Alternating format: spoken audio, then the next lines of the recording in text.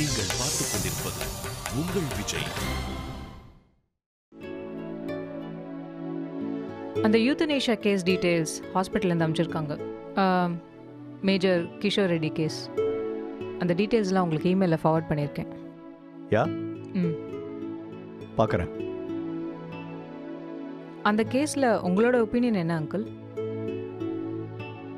Death penalty வேண்டான்னு ஏன் சொல்கிறோம்? ஒருத்தரை சாகடிச்சதுக்கு அப்புறம் அவன் நிரபராதின்னு தெரிஞ்சா ஒன்றும் பண்ண முடியாது இல்லையா? அதே மாதிரி தான் the same thing applies to this Reddy's case also. Medical science எவ்வளோ டெவலப் ஆகிட்டுருக்கு. ஏதோ இன்னைக்கு பெயின் அதிகமாக இருக்குன்றதுக்காக கொண்டுட முடியாது இல்லையா? பட் இது ரெட்டியே தெளிவாக எடுத்த முடியுமா அங்கிள்? இருக்கலாம். பட் இதுதான் சரின்னு கோர்ட் சொல்லிடுச்சுன்னா ஃப்யூச்சரில் இந்த மாதிரி நிறைய நடக்க சான்ஸ் இருக்குது. அது மட்டும் இல்லை, பார்த்துக்க சிரமமாக இருக்குன்னு ஃபேமிலி ஃபீல் பண்ணாங்கன்னா அவங்க கொலை கூட பண்ணலாம். யூத்தனேஷியான்னு சொல்லி they can get away with it. கோர்ட்டில் இந்த கேஸுக்கு ரெட்டிக்கு ஃபேவராக வரப்போகிறது இல்லைன்னு தெரியும். ஆனால் அவர் சைட்லேருந்து யாரை ஆர்கியூ பண்ணுறாங்கன்னு தெரியுமா? யாரு? ஏய், அர்ஜுன். அர்ஜுன் இதை பற்றி என்கிட்ட முன்னாடியே மென்ஷன் பண்ணான். ஹாஸ்பிட்டல் பேர் சொன்னோன்னே அவங்க நம்ம கிளைண்ட் தானே, ஸோ அந்த கேஸ் எப்படியும் நம்மக்கிட்ட தான் வரும்னு நான் கெஸ் பண்ணேன். எனக்கு அந்த சிவாஜி மூவி ஒன்று ஞாபகம் வருது. அது எது? என்ன படம்? கௌரவம். அதில் ஒரு சீன் வரும். என்னது, கிளிக்கு ரெக்க முளைச்சுடுத்தோ அது இப்போ ஒரே கேஸில் எதிராக வந்து நிற்கிறது. Something like that. கவலைப்படாத, அந்த மாதிரி சீன்லாம் ஒன்றும் நடக்காது. நம்ம ப்ரொஃபஷனில் இதெல்லாம் ரொம்ப சகஜம். It happens all the time. நீங்கள் தான் இந்த கேஸில் இருக்க போகிறீங்கன்னு தெரிஞ்சால் அர்ஜுனோட ரியாக்ஷன் எப்படி இருக்கும்னு நான் யோசித்து பார்க்குறேன். பர்சனல் வேறு, ப்ரொஃபஷன் வேறன்றது என்னை விட அவனுக்கு இன்னும் பெட்டராக தெரியும். ஸோ அதனால் டோன்ட் எக்ஸ்பெக்ட் எனி ட்ராமா. எந்த சீனும் நடக்காது. It will simply be another case. ஆமாவா? பார்க்குறேன்.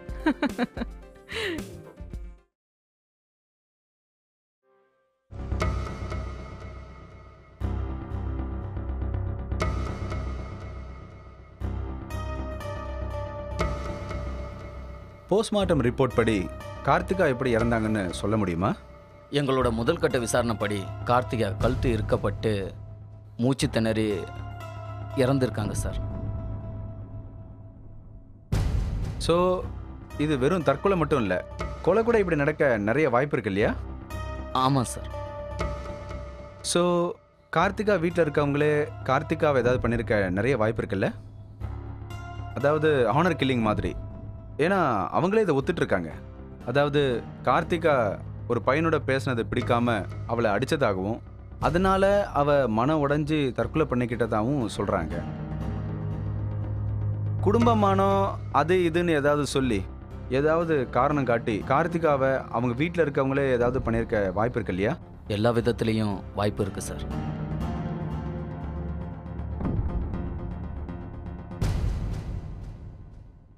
கார்த்திகா இறந்து போன கேஸில் அரெஸ்ட் ஆகிருக்கிறது கார்த்திகாவோட அண்ணன் விக்ரம். கார்த்திகாவோட மொத்த குடும்பமும் விக்ரமை நம்பி தான் இருக்கு. இந்த மாதிரி ஒரு குடும்ப சூழ்நிலையில் இப்படி எப்படி நடக்க முடியும்னு யோசிக்காம கெஸ் பண்ணிட்டே இருக்கிறது ரொம்ப ஆச்சரியமாக இருக்கு. போஸ்ட்மார்ட்டம் ரிப்போர்ட் படி கார்த்திகாவோட காதில் ஒரு சின்ன காயம் இருந்திருக்கு.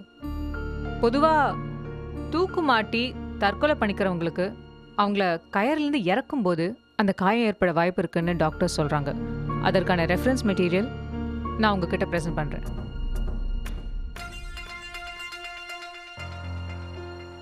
அண்ட் அதே போஸ்ட்மார்ட்டம் ரிப்போர்ட்டில் கார்த்திகாவோட உடலில் காயங்கள் எதுவுமே இல்லை. யாராவது ஃபோர்ஸ் பண்ணி அவங்கள கொலை பண்ண முயற்சி பண்ண மாதிரியோ இல்லை தாக்கின மாதிரியோ எந்த ஒரு அறிகுறியும் இல்லை. உடலில் ஒரு சின்ன நகைக்காயம் கூட இல்லாதப்போ கார்த்திகாவோட மரணத்தை கொலைன்னு சொல்றது ரொம்ப அபத்தமான ஆர்குமெண்ட். கொலையா இல்லையாங்கிறது போலீஸோட விசாரணையில் தெரிய வரும். ஆனால் இப்போதைக்கு கார்த்திகா தானா தற்கொலை பண்ணிக்கல, தற்கொலை பண்ண தூண்டப்பட்டிருக்கிறார். செக்ஷன் 306 ஐபிஎஸ்ஸின் படி இது ஒரு தற்கொலைக்கு தூண்டப்பட்ட வழக்கு. கார்த்திகாவோட அண்ணன் விக்ரம் தான் கார்த்திகாவை அடிச்சு அவருக்கு மன உளைச்சலை ஏற்படுத்தி அவர் தற்கொலை பண்ணிக்க காரணமா இருந்தார் என்பதை மீண்டும் உறுதியாக உங்களிடம் சொல்லிக் கொள்கிறேன் யுவர் ஆனர். ஒரு உற்சாகமான ஸ்கூல் கேர்ள் கார்த்திகா. ஒரு சில அவர்ஸ்ல அந்த சின்ன பொண்ணு தற்கொலை பண்ணிக்க போயிருக்கான்னா அவளுடைய அண்ணன் விக்ரம் அவளை எந்த அளவுக்கு டார்ச்சர் பண்ணிருப்பான்னு நீங்களே யோசிச்சு பாருங்க. அப்படி ஒன்றும் அவள் பெரிய தப்பெல்லாம் ஒன்றும் பண்ணிடல. அவளோட ஃப்ரெண்டு கிட்ட ஃபோன்ல பேசியிருக்கா, அவ்வளவுதான். இந்த ஒரு சின்ன விஷயத்துக்காக கார்த்திகாவை மென்டல் டார்ச்சர் பண்ணி அவளை தற்கொலைக்கு தூண்டியிருக்காங்க. இப்போ விக்ரம் மேல கம்ப்ளைண்ட் கொடுத்தது விக்ரமோட அம்மா ஜெயா தான். விக்ரம் வெளியில வந்தா விக்ரமும் அவங்க அம்மாவும் ஒரே வீட்டில் தான் இருந்தாகணும். இந்த சுச்சுவேஷன்ல ஜெயாவுக்கு அது ஒரு எவ்வளோ பெரிய ஒரு மென்டல் டார்ச்சரா இருக்கும் அப்படிங்கிறதையும் இந்த கோர்ட் கவனத்தில் எடுத்துக்கொள்ள வேண்டும்.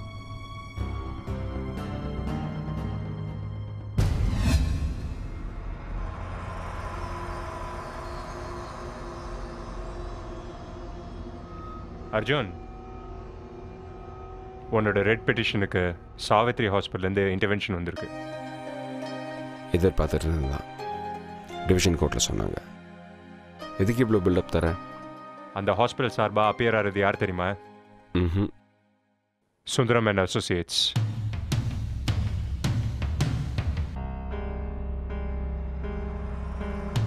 அந்த ஃபார்ம்லேருந்து ஒயிட் அண்ட் ஒயிட் கூட ஆஜராகலாம். யாருக்காண்டா? ராம்மோகன் கூட ஆஜராகலாம்.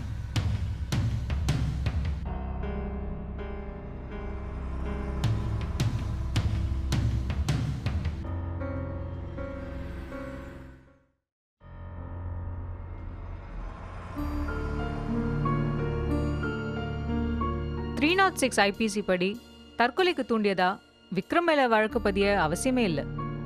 தற்கொலைக்கு தூண்டுற வழக்குல செக்ஷன் 107 டிஃபைன் பண்ற அபெட்மெண்ட்டையும் கன்சிடர் பண்ணணும். இந்த மாதிரி சிமிலர் கேசஸ் சுப்ரீம் கோர்ட்ல ரொம்ப தெளிவா ஜட்மெண்ட் கொடுத்துருக்காங்க. தற்கொலைக்கு தூண்டுற மாதிரி பேசுறது, மிரட்டுறது, காயப்படுத்துறதுன்னு ஏதாவது நடந்திருந்தாதான் அது தற்கொலைக்கு தூண்டின வழக்காகும். ஆனா அந்த மாதிரி எதுவுமே இந்த கேஸ்ல நடக்கல. விக்ரம் தன்னோட சிஸ்டரை ஒரு பிரதரா தான் கண்டிச்சிருக்காரு. ஸ்கூல் போற பொண்ணுக்கு ஒரு செல்போன் மூலியமா டிஸ்ட்ராக்ஷன் ஆகி வேற யாருக்கிட்டையும் பேச அவசியம் இல்லை. அதனால அந்த பையன் கூட பேசக்கூடாதுன்னு கண்டிச்சிருக்காரு. இந்த விஷயத்த கார்த்திகாவோட அம்மாவும் ரொம்ப தெளிவா சொல்லியிருக்காங்க. விக்ரம் கோபத்துல எல்லாரும் சொல்ற செத்து போ அப்படிங்கிற வார்த்தையை கூட கார்த்திகா கிட்ட பயன்படுத்தல. அப்படி இருக்கும்போது இது எப்படி தற்கொலைக்கு தூண்டின வழக்காகும்?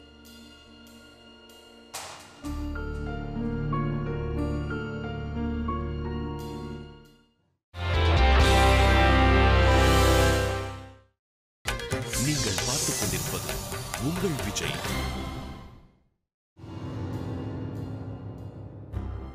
My lord, miss Gayathri Jaya போலீஸ்ல முதல்ல கொடுத்த வாக்குமூலத்தை வச்சு பேசிட்டு இருக்காங்கன்னு நினைக்கிறேன்.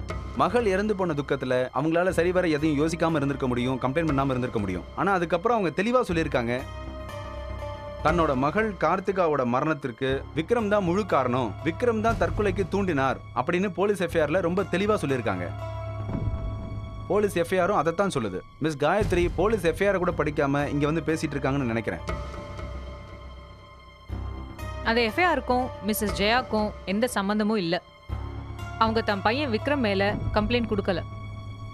மிஸ் காயத்ரி சொல்றத பார்த்தா எஃப்ஐஆர்ல இருக்கிற சிக்னேச்சர் ஜெயாவோடது இல்லைன்னு சொல்லுவாங்க போல இருக்கு மை லார்ட். எஸ், அந்த சிக்னேச்சர் மிஸ்ஸஸ் ஜெயாவோடது கிடையாது. அந்த எஃப்ஐஆர் போலீஸ் தரப்புல ப்ரிப்பேர் பண்ணது. மிஸ் காயத்ரி, நீங்கள் ஏன் கோர்ட்டோட டைமை இவ்வளோ வேஸ்ட் பண்ணணும்? எஃப்ஐஆர் உண்மை இல்லைன்னு நீங்கள் ஃபீல் பண்ணியிருந்தா அதுதான் உங்களோட ஃபர்ஸ்ட் ஆர்குமெண்ட்டாக இருந்திருக்கணும். அதை சொல்கிறதுக்கு உங்களுக்கு இவ்வளோ டைம் தேவையா?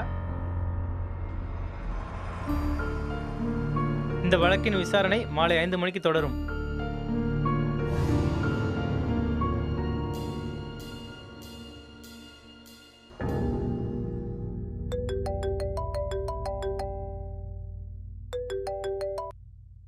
நம்பி, நான் டாக்டர் ஆனந்த் பேசுகிறேன்.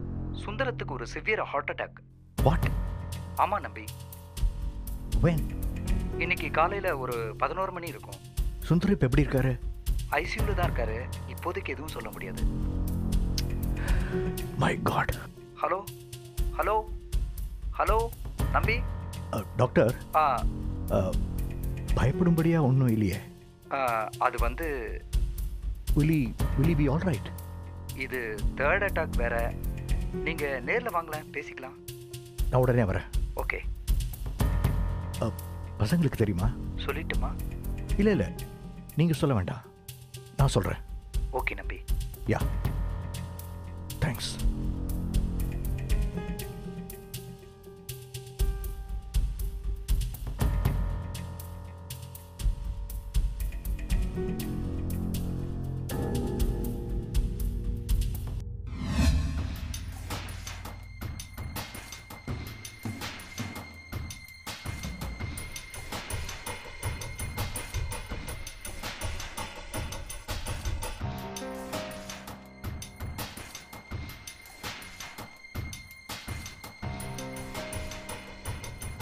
Hello uncle.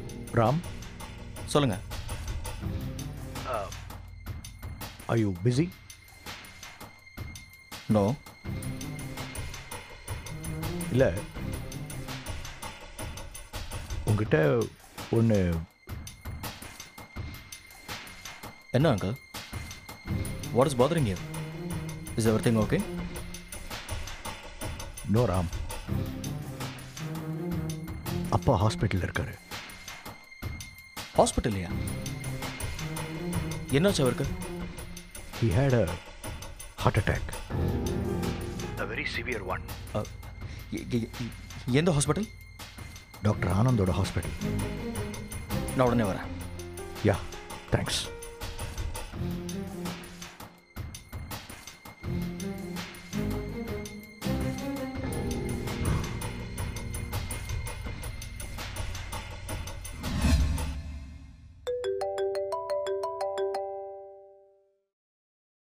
Hello uncle. Ashwin, எங்கே இருக்கப்பா? ஆஃபீஸில் தான் இருக்கேன் அங்கிள்.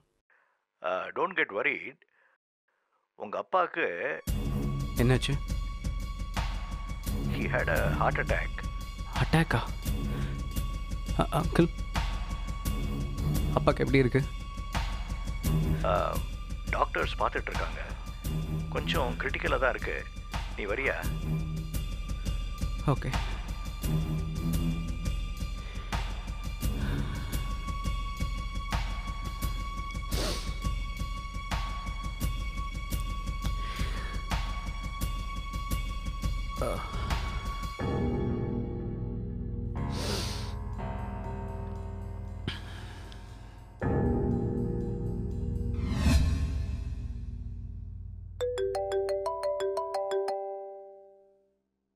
சொல்லுங்க uncle. Gayathri, there is a bit of a situation. இப்போ தான் ராம்மோகனுக்கும் அஸ்வினுக்கும் ஃபோன் பண்ணி சொன்னேன். Sundaram has had a attack. Mild அட்டாக்கா? இல்லை, டாக்டர்ஸ் இது கொஞ்சம் சிவியர் அட்டாக்ன்ற மாதிரி தான் ஃபீல் பண்ணுறாங்க. ஸோ இது அப்பாவுக்கு வர முதல் அட்டாக்கா? அது டாக்டர்ஸ் சுந்தரத்துக்கு ஹார்ட் கொஞ்சம் வீக்காக தான் இருந்திருக்கணுன்ற மாதிரி சொல்கிறாங்க. சரி அங்கிள், கேன் யூ கம்? நான் உடனே ஹாஸ்பிட்டல் வரேன். ஓகே.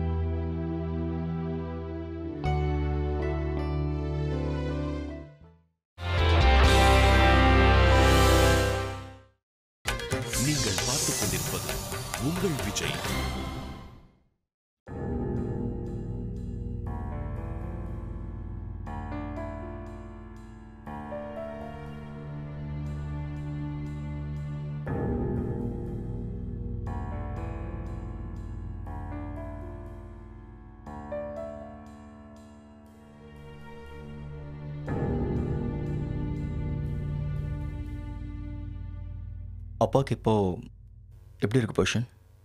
இன்னும் கிரிட்டிக்கலாக தான் இருக்கு. முடிஞ்ச வரைக்கும் ட்ரை பண்ணுறோம், பார்க்கலாம். அப்பாவுக்கு திடீர்னு இதெல்லாம் எப்படி? அப்பாவுக்கு 2 தடவை ஹார்ட் அட்டாக் வந்திருக்கு.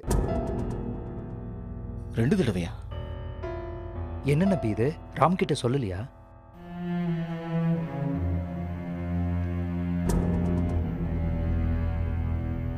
ஸ்ட்ரெயின் பண்ணாதீங்க, ரெஸ்ட் எடுங்க, எவ்வளோ சொல்லியும் கேட்கல. லாஸ்ட் 2 இயர்ஸாவே ஹார்ட்ல ப்ராப்ளம் இருந்திருக்கு. வார்னிங் பெல்லை இக்னோர் பண்ணிக்கிட்டே இருந்திருக்காரு. என்கிட்ட சொன்னா சின்ன சின்ன ப்ராப்ளத்துக்கு கூட நான் அட்வைஸ் பண்றேன்னு சொல்லிட்டு சொல்றதில்ல. சுந்தரம் பெரிய அட்வைகேட், அதனால அவருக்கு நீங்களும் நானும் கோஆப்ரேட் பண்ணலாம். ஆனா ஹார்ட்டுக்கு அதெல்லாம் புரியுமா? சரியா கவனிக்கலைன்னாலும் அது வேலையை காட்ட ஆரம்பிச்சிடும். அப்போ நீங்க என்ன சொன்னீங்க? நிலைமைய அப்படியே சொல்லலைனாலும் உண்மையை சொல்லித்தானே ஆகணும். ஹார்ட்ல நிறைய பிளாக்ஸ் இருக்கு. இப்ப இருக்கிற சூழ்நிலையில ஆபரேஷன் பண்ண முடியாது. வென்டிலேட்டர்ல தான் அவருடைய உயிரே இருக்கு. வென்டிலேட்டரை எடுத்துட்டா சுந்தரம் நோ மோர்.